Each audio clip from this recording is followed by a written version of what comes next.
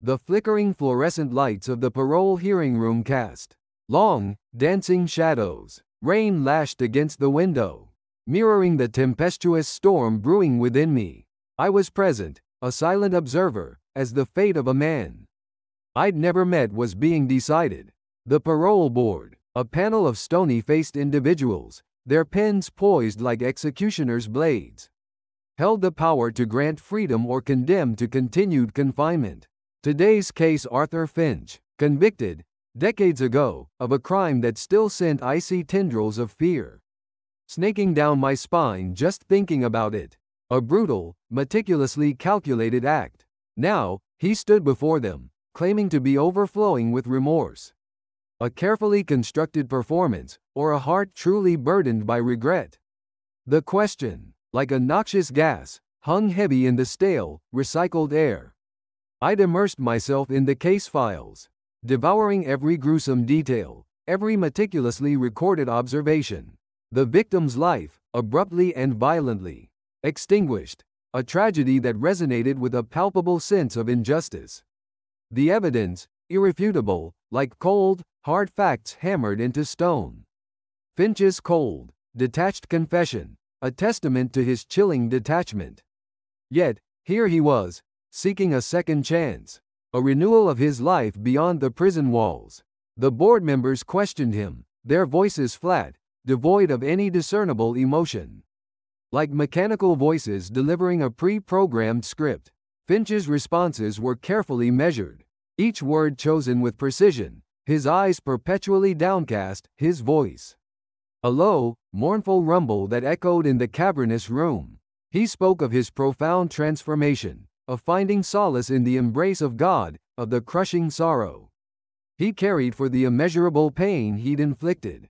He painted a meticulous picture of a changed man, a man deserving of redemption, deserving of a chance to re-enter the world and, perhaps, atone for his sins.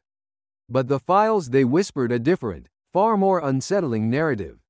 A narrative of a man of calculated cruelty, a man who seemed to take a perverse pleasure in the suffering of others, of a chilling lack of empathy that bordered on the truly terrifying.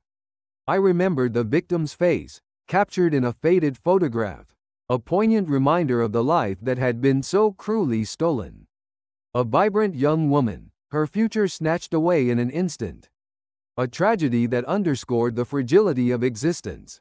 Could remorse truly erase such a heinous act? Such an unforgivable transgression? Could the relentless passage of time truly heal such a gaping, festering wound? The board deliberated, their faces an inscrutable mask, their thoughts hidden from view. Silence descended, thick and suffocating, like a physical presence, wrapping around me, constricting my breath. The rain intensified, drumming a frantic, almost manic rhythm against the glass, as if mirroring the frantic beating of my own heart. Then, the verdict, granted, freedom. The words, echoing in the room, seemed to reverberate in my very bones. A collective gasp, a chorus of disbelief, rippled through the room. A tangible wave of shock. Finch's face remained a mask of carefully constructed solemnity, a performance he had clearly honed over years of careful practice. But I saw it a flicker, a fleeting spark of something. Was it relief, triumph, or something far more sinister? Something that sent a shiver of pure, unadulterated dread down my spine. As he walked out, into the freedom he'd been granted, I couldn't shake the feeling that a door had been opened. A door to a past best left buried, a past that held untold horrors. And I was left standing there, alone in the echoing, cavernous room, with a chilling premonition. The monster, perhaps, had just been unleashed, ready to walk among us once more.